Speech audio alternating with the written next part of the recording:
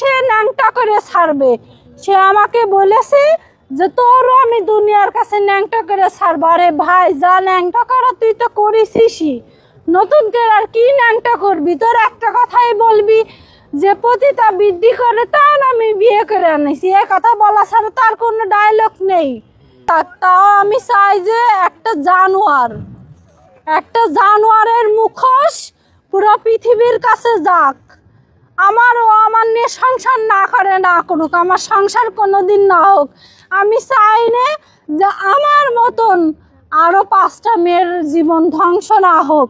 আমার যেরকম 19 সালের ভিডিও জিডি করা আছে, সেই ভিডিও এখন তুলে ধরেছে আলম হাসান।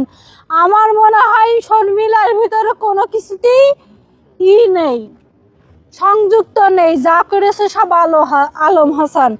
আলম হাসান শর্মিলার আইডি নষ্ট করে দিয়েছে, শর্মিলার যে পেজ ছিল পেজ নষ্ট করে দিয়েছে। বলেছে শর্মিলার মৃত্যুর আগ পর্যন্ত পিছন ছাড়বে না আলম হাসান।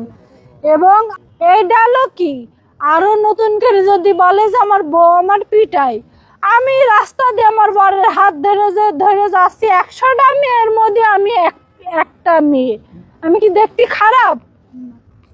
আমার রেখে তুই আর একটা মেয়ে যাচ্ছে, দেখতে ভালো না, তার ওরমকে তাকায় রইছিস।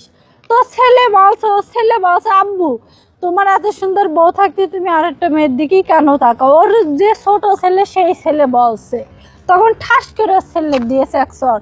আপনারা বিশ্বাস না হলে যে হোটেলে ছিলাম সেই হোটেলে যেতে পারেন, ওর ব্যবহার সম্পর্কে আপনারা বুঝতে পারবেন। ওখানে যে ধস্তি মারামারি আমাদের ওইখানেও হয়েছে। আলম হাসানকে নিয়ে এবার সাংবাদিকদের সামনে খোলাখুলি মুখ খুললেন আলম হাসানের বউ মুক্তা। বললেন ওর মতো জানোয়ারের সাথে কোনো মেয়ে সংসার করতে পারবে না।